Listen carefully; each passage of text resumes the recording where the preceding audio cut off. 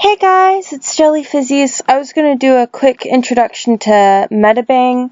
I promised a friend like almost 2 weeks ago, I would make a little tutorial on this because it's a free program instead of like Photoshop, which is not unless you pirate it. And, well, we're not going into that. We're not gonna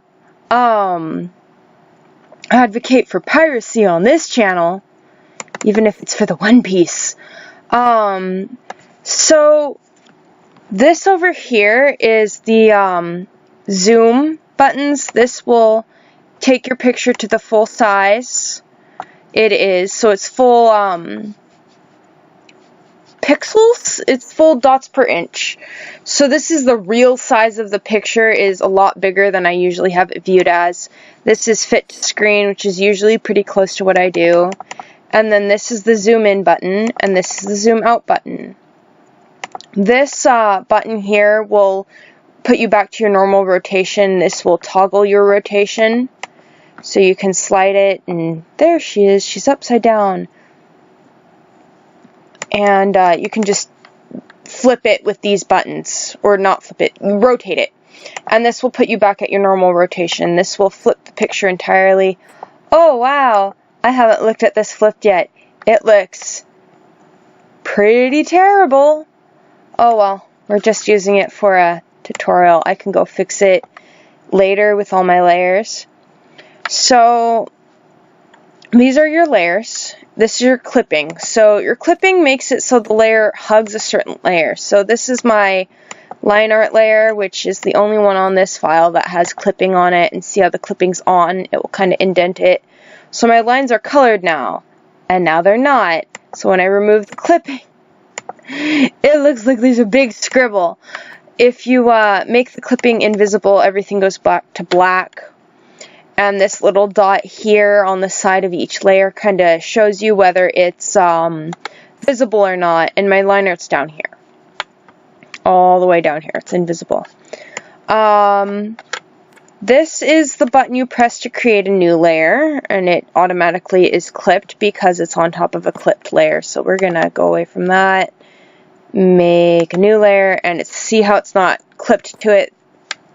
Clipping just basically makes it stuck to the layer under it, so you can't draw outside of your lines. Let's see, there was something else I wanted to address over here before we move on to brushes. And yes, I should probably move on to brushes first, but on the other hand, you probably know your basic paintbrush tool and your eraser if you've done any form of digital art before. So this is blending, which is also kind of like layer masks in another file or another program. So this will darken your colors on top of what they're on. This will lighten them. They all do kind of different things. My favorite ones are overlay and multiply, although we're going to set this back on normal. I colored this in a separate file and then I merged things and worked on editing. This also affects your layer opacity, which is how like thick the paint looks. So you can go with 100%, which is super thick, to like super, it's not there anymore colors. I did my background with just using simple brushes and stuff. Yeah, so that's what this area does, is it's basically your navigator slash layers slash blending. And then over here is, you can access a lot of the tools and stuff here in these. I'm not going to go in these right now because that would make the video way too long. This is your standard paint tool. This is your color select. We're going to make a new layer right here. And you just unclick clipping when you don't want it there. And so I'm going to show you some of the basic brushes. This is your normal pencil, which is what I usually use at different widths. And you can adjust your width under brush control. For my line art and my filling and everything. And then you can also adjust its opacity as well, how thick it goes on, with that little bar there. And then there's like watercolor, which does some cool shit. We'll show you some of the cool stuff it does. Is that showing anything? See how it affects the colors in a different way.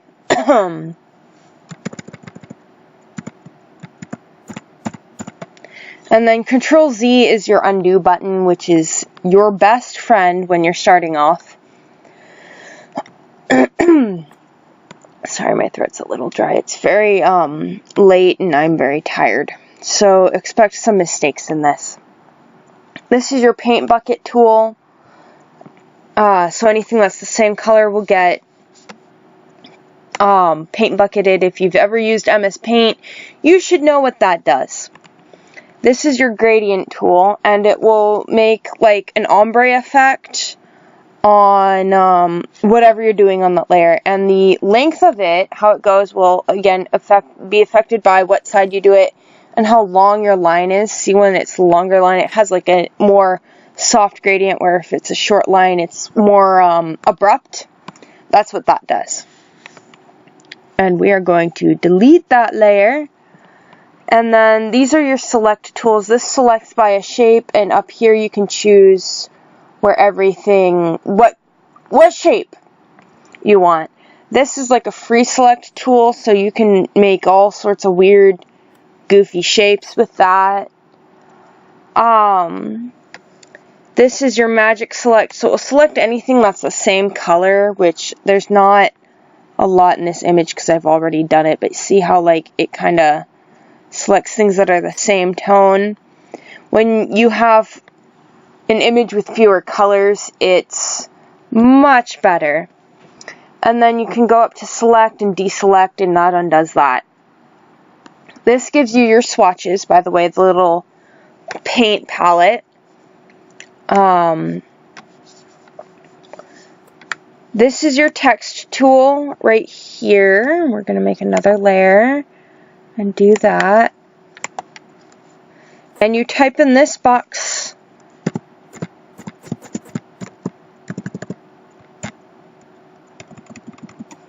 And it does that, and you can adjust the size and stuff. Different fonts are allowed when you're logged in. I'm not currently logged in. I usually don't because I am lazy. But that's your text tool. Let's see. And then when you want to be able to adjust text, you go to There's a way to do it. Give me a moment. I don't know where it is exactly, but I've done it before. Let's see. Rasterize. So rasterize will make like text its own layer, not just a text layer. You can't type on it anymore after that, but you can adjust it like how you adjust these. I'll do a more detailed video on some stuff later. This is your color select tool. So you can select any color that is visible by clicking on it. You can also kind of like drag to different colors. Usually, I just dropped my pen.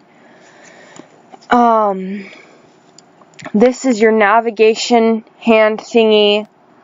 And this crosshairs thing will move a specific layer. I just moved my lines. Excuse me. There you go. This is easier to see the movement on.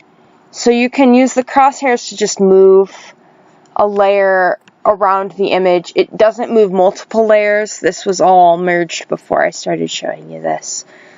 When you want to switch between visible brushes and brush control, you just click these two things. We're going to go to smudge and explain smudge a bit.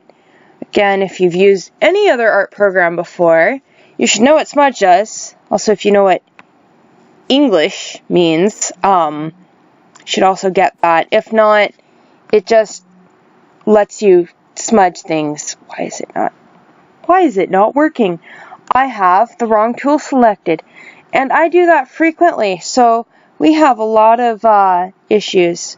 See how it just moves the lines. It's a really good tool for blending. Honestly, I tend to use it more than the actual blur tool. I use airbrush a lot to get softer lines. So we're going to give you a thing with softer lines. See how the lines are softer? This is different than like the pencil tool. So pencil tool is good for line arts, airbrushing is good for shading, smudge tool is also good for shading if you've used the pencil tool for drawing your lines like cell shading. If that makes any sense, which I hope it does. So one more thing I want to address, because we already have this open. See these that I'm changing my selection to. This affects where your line goes. So see how, yes, see how I can do things. So see how the lines go everywhere there.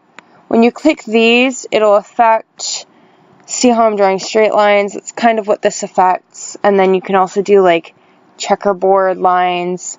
This allows you basically to do like straight lines, or radiating lines, or circular lines. It's actually really cool.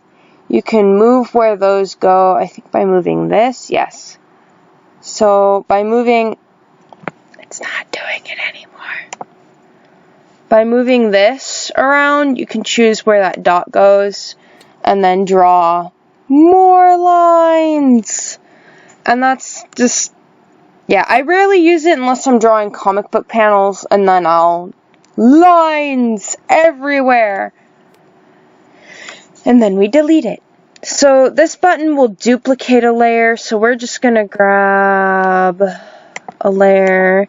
We're going to change its opacity so it's more visible. And then we're going to press this button here, and it'll copy it. And you can do that as many times as you want.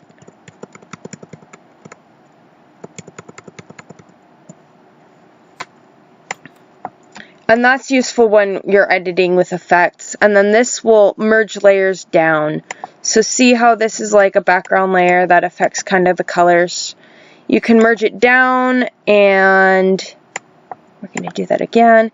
And see how it's all on the same layer now. That's what that does.